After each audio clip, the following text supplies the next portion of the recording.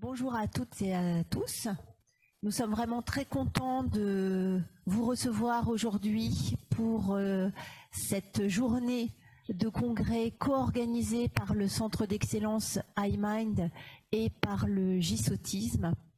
Nous sommes vraiment ravis de vous voir nombreux puisqu'il y a du monde dans la salle, mais il y a également plus de 150 personnes connectées en visioconférence. Donc ça montre qu'il y a de plus en plus d'intérêt, un intérêt grandissant pour cette question parmi les professionnels, parmi les usagers et parmi le grand public aussi. Donc c'est vraiment quelque chose de très positif.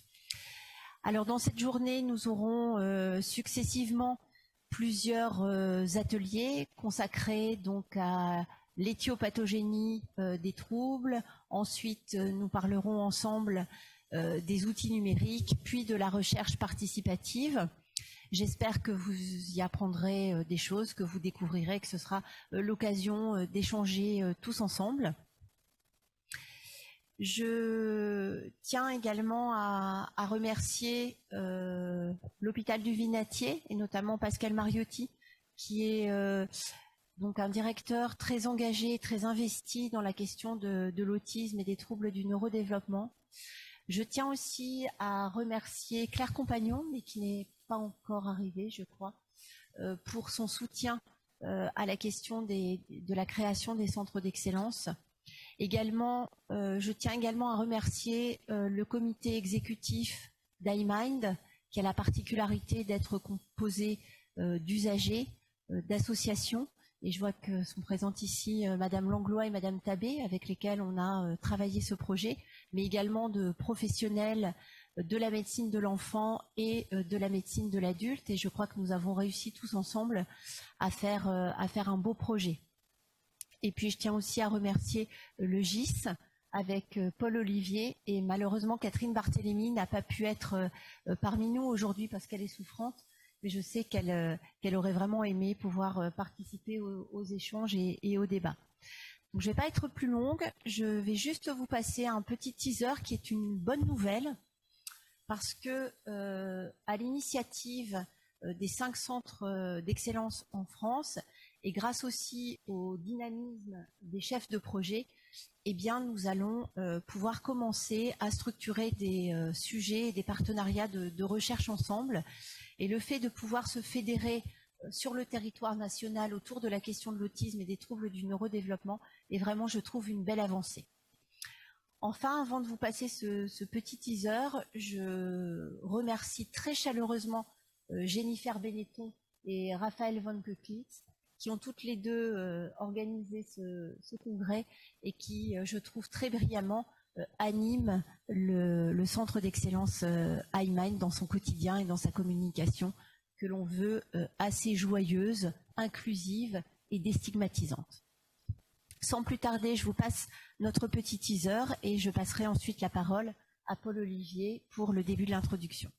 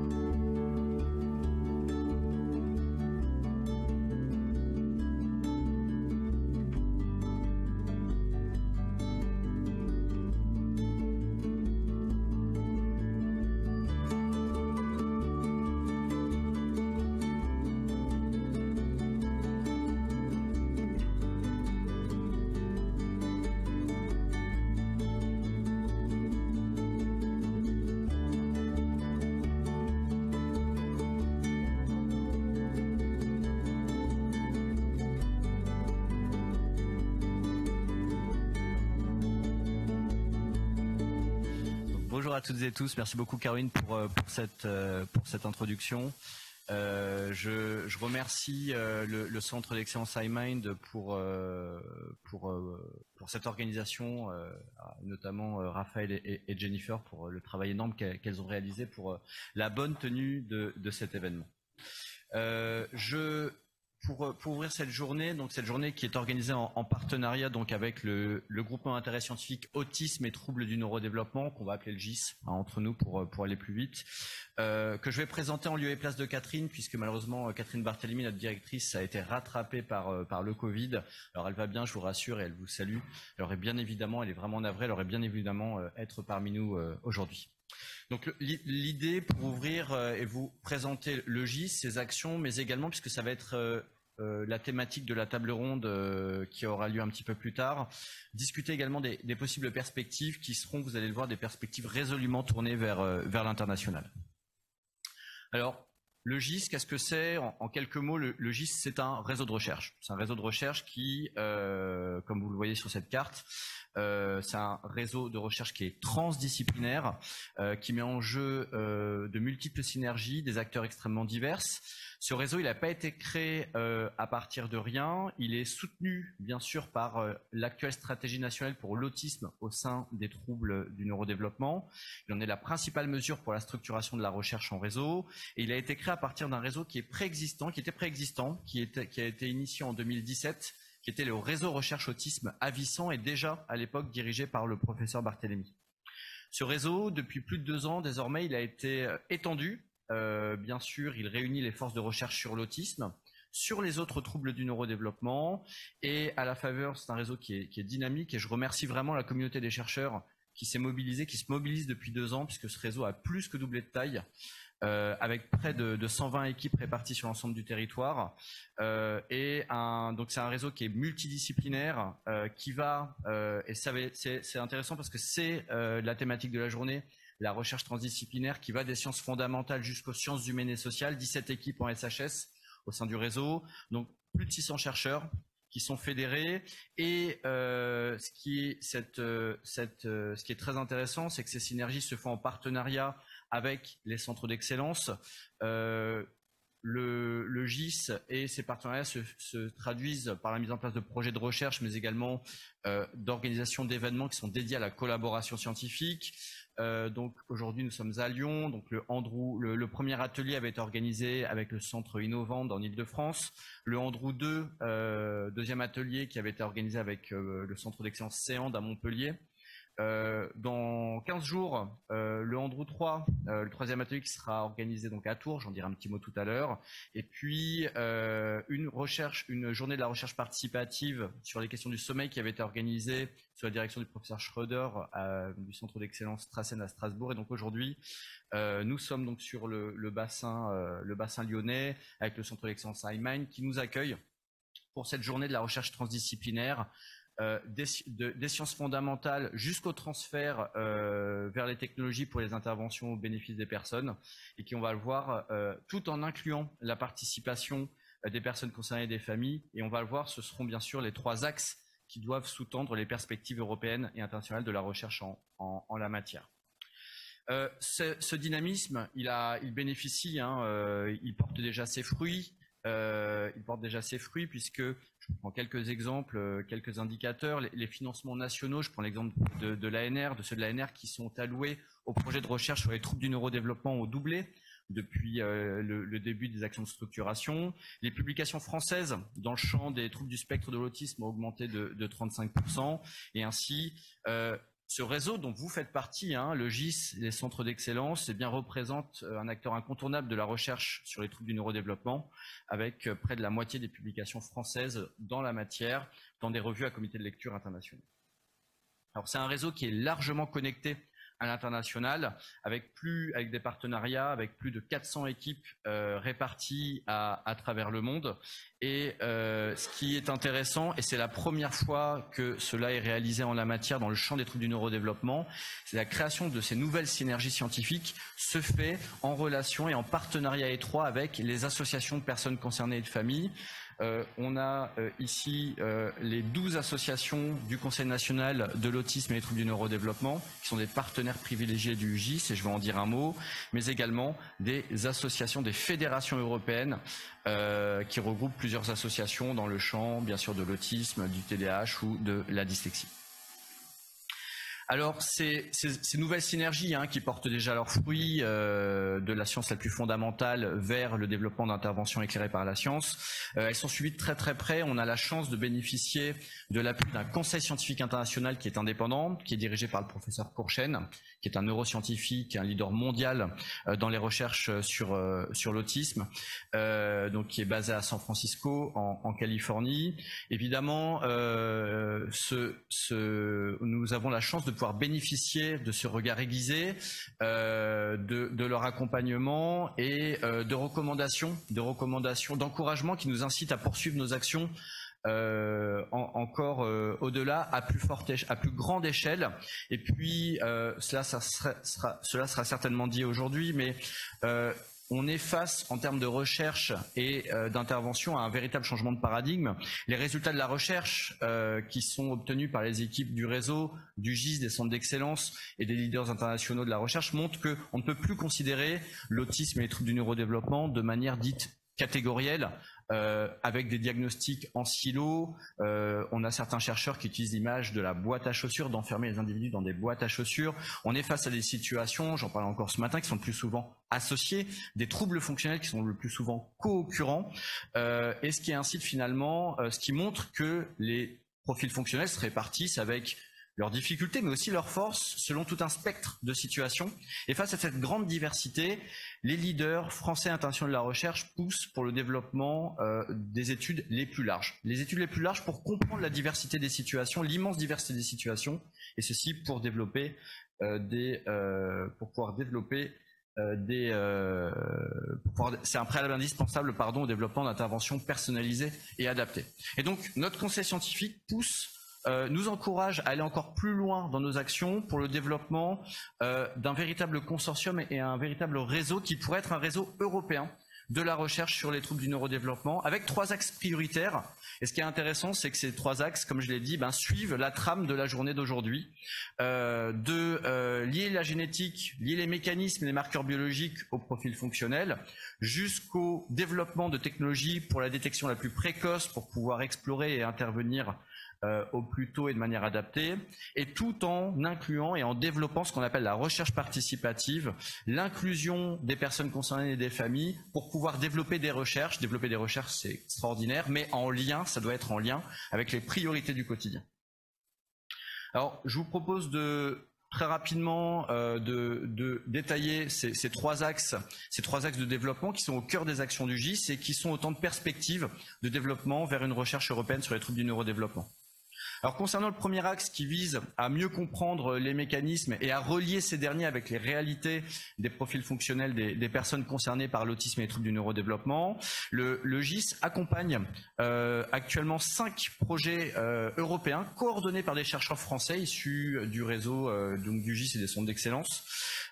Et parmi ces projets qui sont en cours de préparation ou qui ont déposé une candidature à un appel à projet soutenu par l'Union européenne, eh bien les premiers résultats sont en train de tomber et excellente nouvelle, un des projets donc a été retenu pour un financement, c'est un financement de 10 millions d'euros qui vient d'être obtenu pour soutenir un projet qui est coordonné par le professeur Thomas Bourgeron qui travaille à l'Institut Pasteur à Paris, à la tête d'un consortium européen qui met en jeu également des équipes australiennes et qui vise au développement ce qu'on appelle une base de données multidimensionnelle, autrement dit une base de données qui va réunir à large échelle, à l'échelle européenne, des informations sur les données en génétique, mais également sur les profils fonctionnels des individus. Et encore une fois, une étude extrêmement large doit permettre de comprendre la diversité des situations et de cette diversité, la compréhension de cette diversité. C'est un préalable indispensable pour faire émerger des interventions personnalisées et adaptées. Et là, l'Europe doit nous aider en favorisant la collecte, la coordination et le partage des données. Mais là, le partenariat entre chercheurs, praticiens, mais également les familles, avec les associations, doivent travailler côte à côte pour veiller à ce que ce travail soit réalisé dans le plus strict respect des droits des personnes qui sont concernées et impliquées dans cette recherche. Le deuxième axe qui pousse au développement de la recherche participative de manière inédite dans le champ de l'autisme et les troubles du neurodéveloppement depuis 2 ans, le GIS et les centres d'excellence travaillent à promouvoir l'inclusion des personnes concernées dans la recherche. Au sein du GIS, ça se traduit par 2 dispositifs. Le premier étant que les associations désignées au sein du Conseil national de l'autisme et des troubles du neurodéveloppement siègent au sein des comités de pilotage du GIS et elles participent ainsi à la gouvernance et à la mise en œuvre des actions collaboratives du réseau. Et le deuxième dispositif que je détaille ici est ce qu'on appelle le GRAPS. Vous savez qu'en France, dans la recherche, on adore les acronymes. Donc GRAPS, c'est pour groupe de réflexion des associations de personnes concernées pour la science. Et l'idée de Catherine Barthélémy en janvier 2020 a été de fédérer les 12 associations du Conseil national de l'autisme et des troubles du neurodéveloppement, qui est mis en place dans le cadre de la stratégie actuelle, et de les fédérer autour de questions scientifiques qui sont transversales à l'autisme et à d'autres troubles du neurodéveloppement. Et ainsi, ces 12 associations, que je ne vais pas avoir le temps de citer individuellement, j'en suis désolé, mais je remercie vraiment pour leur travail actif qui est actuellement en cours. Ces 12 associations, en fait, ont mis en place des groupes de travail, ce qu'on appelle des focus groups, qui réunissent représentants associatifs, mais également praticiens et chercheurs, pour travailler, échanger autour de thématiques, de problématiques transversales qui impactent les personnes dans leur quotidien et qui sont insuffisamment prises en charge par la recherche. Ça a donné lieu à un premier cycle de travail entre 2020 et 2021 sur la question du sommeil dans les troubles du neurodéveloppement. Ça a permis la mise en place, la co-construction d'une journée de webinaire en juin 2021 pour améliorer la diffusion de la connaissance scientifique, pour faciliter l'accès vers des ressources et des connaissances éclairées par la science, mais aussi ça a été le point de départ de plusieurs projets de recherche, et notamment un projet qui a émané d'une expression de besoin de la part des associations, le manque de formation des jeunes chercheurs et cliniciens dans le domaine des troubles du sommeil, dans le cadre des troubles du neurodéveloppement. Et donc actuellement, sous la coordination du professeur Schröder du Centre d'excellence Strassen, eh bien, il y a un projet, un réseau de formation international grâce à des mobilités entre centres d'excellence européens et internationaux qui est en train de se mettre en place pour justement améliorer la formation dans ce domaine. Les travaux du GRAPS sont encore en cours, sont toujours en cours, et le nouveau cycle actuellement en cours 2021-2022 porte sur une thématique qui est ambitieuse, qui est celle des apprentissages. Troubles du neurodéveloppement, apprendre tout au long de la vie, donc les apprentissages académiques, mais également les apprentissages qui permettent à la personne de tendre vers ce qu'on appelle l'autodétermination. Et donc c'est actuellement en cours de préparation. Vous êtes toutes et tous cordialement invités à la journée, je fais un petit peu de pub, qui se tiendra à la Cité internationale universitaire de Paris le 14 juin prochain. Là encore, ce travail absolument passionnant, extrêmement riche, et notamment il met en exergue, il va être le point de départ de nouveaux projets de recherche. Une des problématiques qui émergent est notamment le manque de recherche et de solutions pour les apprentissages des adultes, et donc là encore les expertises développées à HealthMind qui se démarque par son expertise pour les troubles du neurodéveloppement des adultes sera extrêmement précieuse. Et puis très vite, troisième axe qui vise à promouvoir le transfert de ces connaissances scientifiques vers les technologies pour la détection la plus précoce, car la recherche montre que détecter et agir tôt, c'est la condition pour que des interventions puissent avoir le maximum d'impact. Il y a des partenariats entre chercheurs et industriels et start-up qui sont actuellement au cours au sein du GIS. Je ne vais pas avoir le temps de développer davantage, mais simplement pour vous dire que étendre ces actions à l'international doit avoir pour ambition le développement d'une véritable filière industrielle qui est dédiée à la prévention de ce que j'appellerais le handicap, ou du moins les troubles fonctionnels. Voilà, donc je vous remercie vraiment pour votre attention. Juste pour vous signaler que le 1er avril prochain, le GIS termine son tour de France des centres d'excellence avec le Andrew 3, un atelier qui est justement dédié à la détection précoce dans les troubles du neurodéveloppement et dans l'autisme, qui sera organisé donc à Tours le 1er avril prochain. Je remercie bien sûr l'équipe projet du GIS, Catherine qui vous salue également et malheureusement qui s'excuse de ne pouvoir être présente, Pierre Gressens, notre directeur adjoint, Valérie Maillard, notre assistante. Je remercie aussi Avicent qui soutient les actions de structuration de la recherche sur l'autisme et les troubles du neurodéveloppement depuis de nombreuses années maintenant, et toutes les informations et notamment notre site web si vous souhaitez en savoir plus et vous inscrire à nos futurs événements. Merci pour votre attention.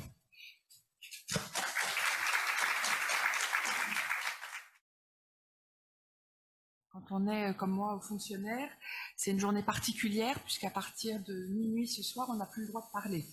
Donc ça va être, c'est vraiment vous êtes les derniers. On rentre à minuit 1, on est ce qu'on appelle notre devoir de réserve. Et donc voilà, je vais profiter d'être avec vous pour dresser quelques lignes de bilan sur ce qu'on a fait pendant ces 4 ans.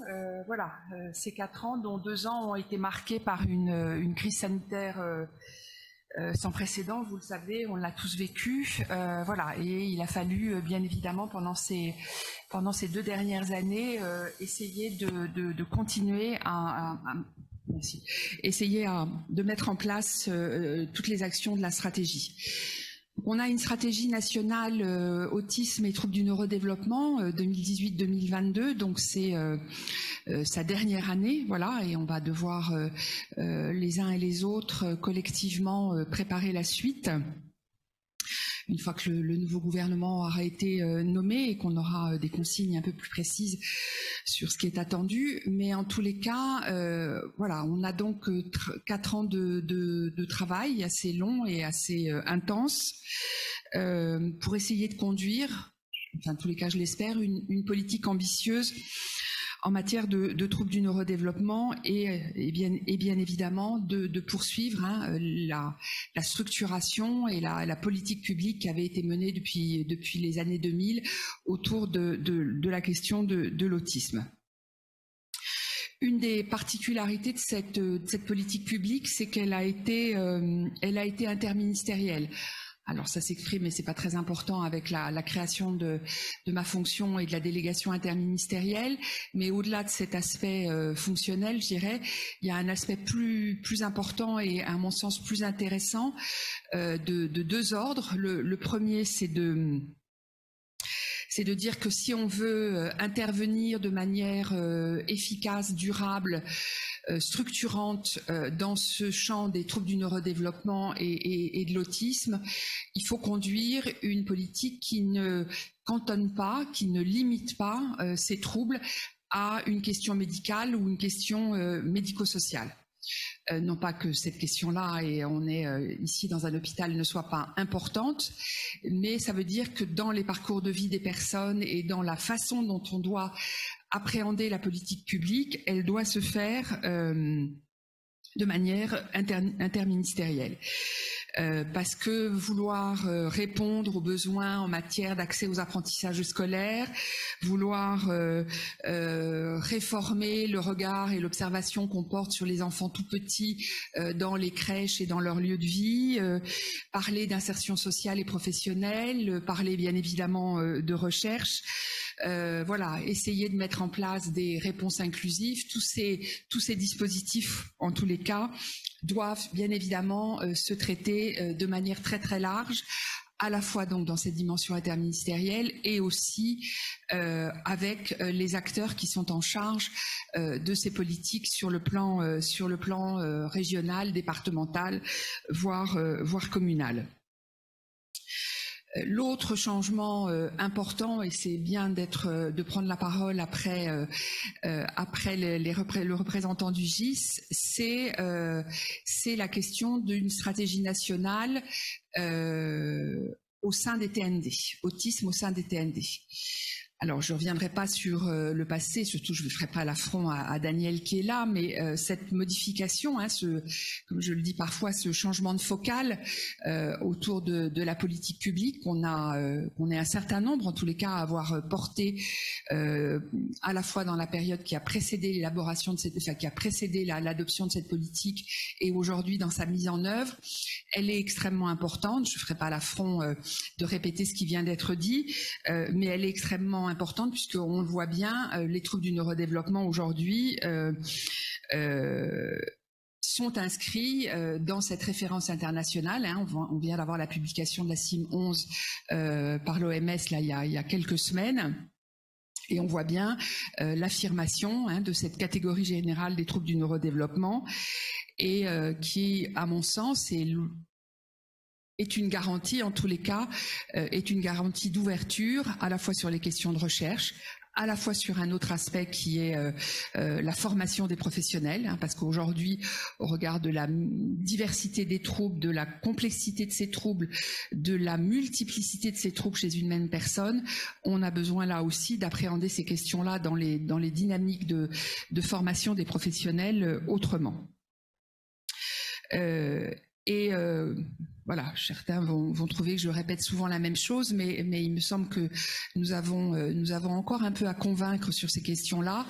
Je pense que cette ouverture au trouble du neurodéveloppement et dans les aspects recherche et dans plein d'autres aspects, on voit sur la question du repérage précoce, c'est pas du tout un affaiblissement de la politique et en particulier du soutien qu'on peut apporter aux personnes autistes, mais au contraire une vision large qui permet à la fois de concilier ces aspects transversaux et bien évidemment de maintenir notre action et notre pression sur la nécessité d'approches individualisées dans les parcours de vie des personnes.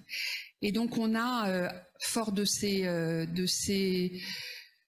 conviction de ces enseignements, de ce qui devient aujourd'hui finalement une approche internationale de ces troubles en termes de recherche, on a essayé d'aborder dans la stratégie la démarche diagnostique, les réponses thérapeutiques, mais aussi les réponses en termes d'inclusion, je pense à la question scolaire et sociale, en essayant de se placer donc chaque fois que c'est possible dans une logique d'accessibilité universelle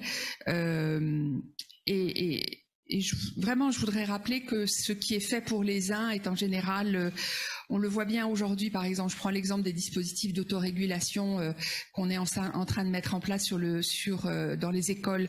Voilà, ce que nous disent les communautés enseignantes, les équipes éducatives et médico-sociales qui gèrent ces dispositifs, qui mettent en place ces dispositifs d'autorégulation dans les écoles, c'est que ce qui est mis en place là aujourd'hui comme un vecteur de changement, de progrès, d'amélioration de la situation des enfants autistes dans ces mécanismes d'inclusion scolaire, eh bien ça profite à l'ensemble de la communauté scolaire et à d'autres enfants qui, pour d'autres raisons, aujourd'hui à l'école sont en difficulté.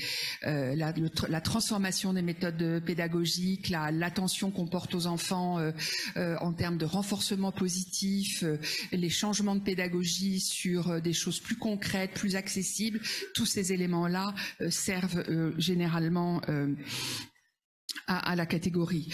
Et ce qui ne veut pas dire dans mon propos qu'on ne se méprenne, qu'il n'y ait pas de méprise.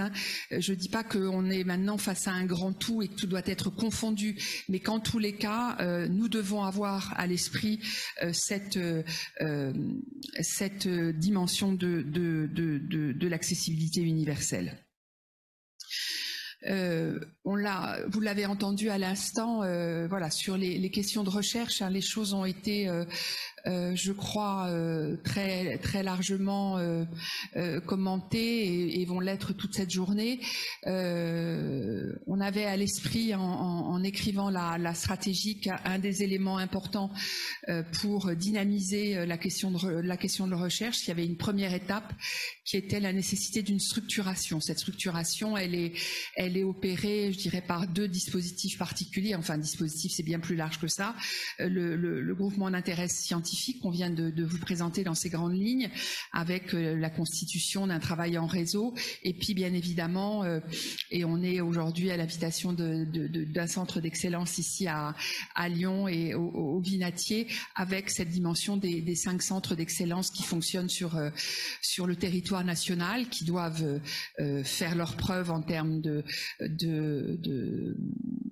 développement de la recherche et aussi de transfert de ces acquis de la recherche dans les pratiques des professionnels, et on a là un sujet majeur.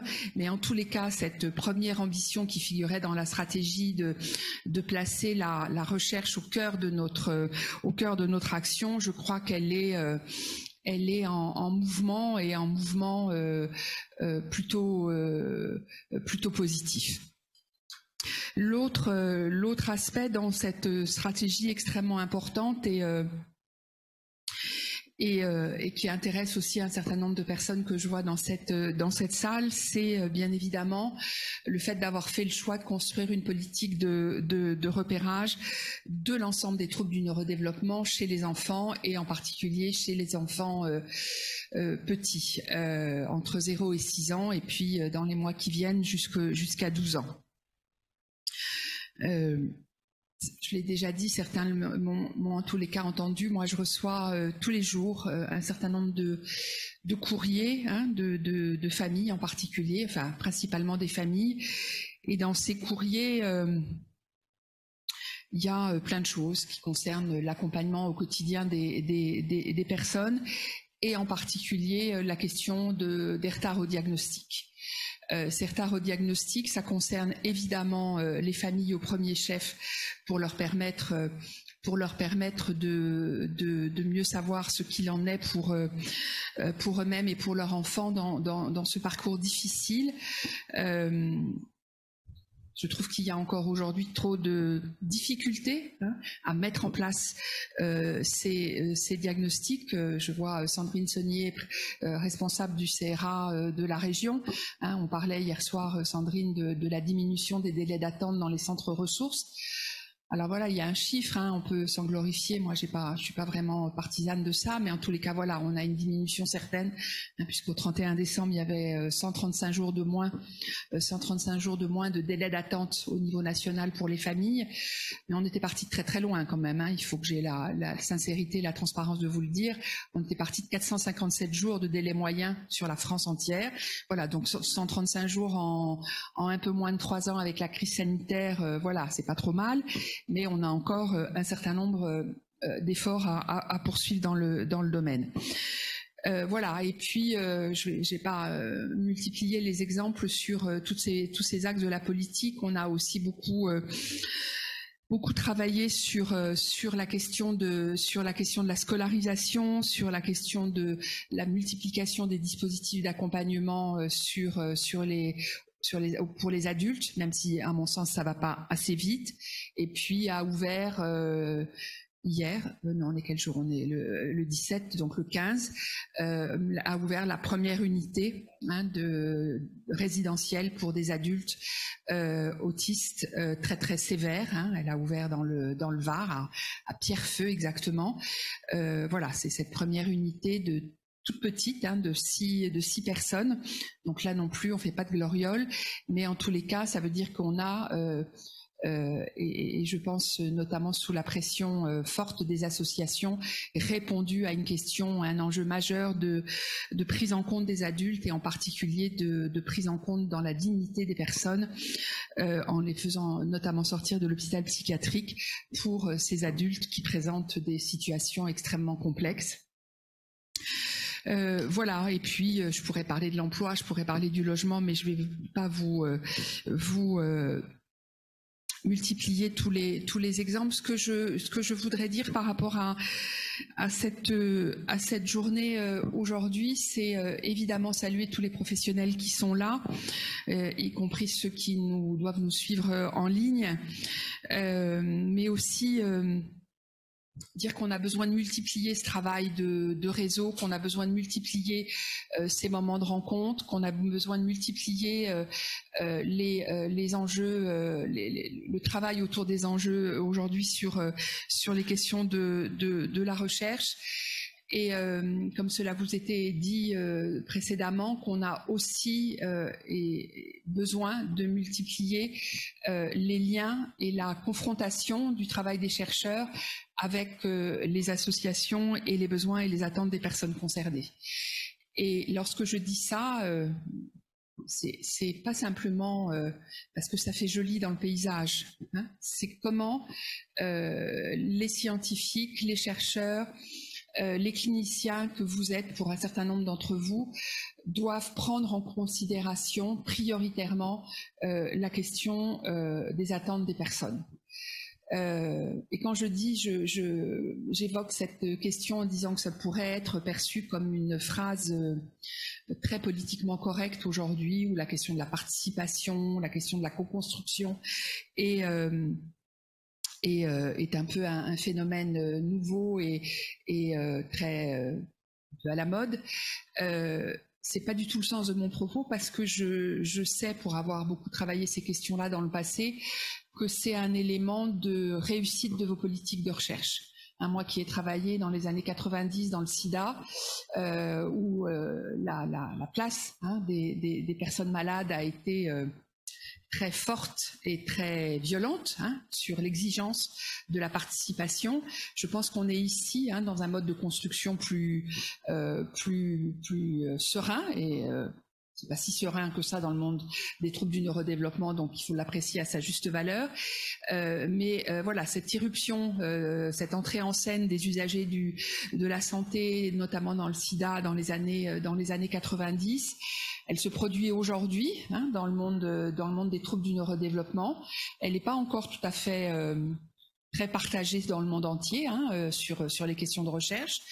Et pour une fois, on peut s'en féliciter que nous soyons très en innovation sur cette question-là.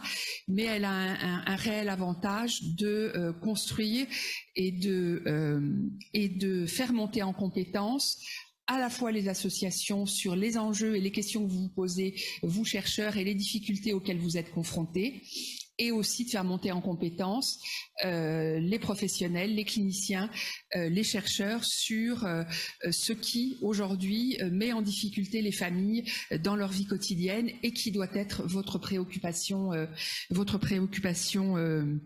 majeure. Voilà, on parlait du sommeil tout à l'heure, de la question des apprentissages, on pourrait parler des troubles alimentaires, on pourrait parler d'autres choses qui rendent la vie des personnes extrêmement difficile et de leurs familles. Et voilà, je fais non pas une injonction parce que c'est pas de mon domaine, mais en tous les cas, voilà, un souhait que vous mesuriez à quel point, et notamment pour les jeunes professionnels qui sont là, à quel point cette dynamique participative, cette recherche faite dans ces conditions-là est absolument nécessaire. Voilà, et je vous invite à relire tout ce qui a été écrit, par exemple, sur la dynamique de la recherche dans la lutte contre le sida, où vous voyez bien à quel point, les choses, ont pu avancer de cette façon-là.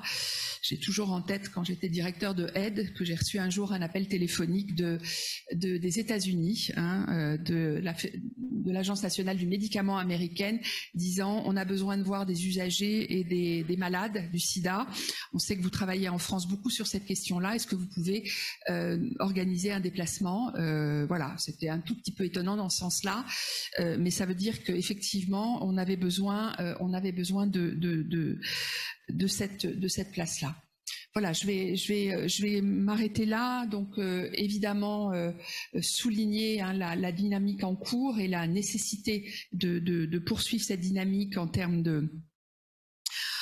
d'équipe de recherche, de transdisciplinarité, d'un travail qui soit le plus collaboratif possible, et puis dire qu'effectivement, dans la fonction qui est la mienne aujourd'hui, il y a tout lieu de... Alors, j'allais dire de se réjouir. Je ne suis pas sûre que le mot réjouir soit le mot adapté, dans la mesure où nous avons encore tant à faire et qu'il faut avoir un peu d'humilité sur cela, mais qu'en tous les cas, ce qui est à l'œuvre là depuis maintenant 3 ans est une dynamique extrêmement importante. Et j'ose espérer que cette dynamique, elle va donner des résultats dans les années qui viennent, avec une amélioration réelle et certaine pour les familles. Voilà, donc bonne journée de travail à tous, et puis merci encore de votre engagement.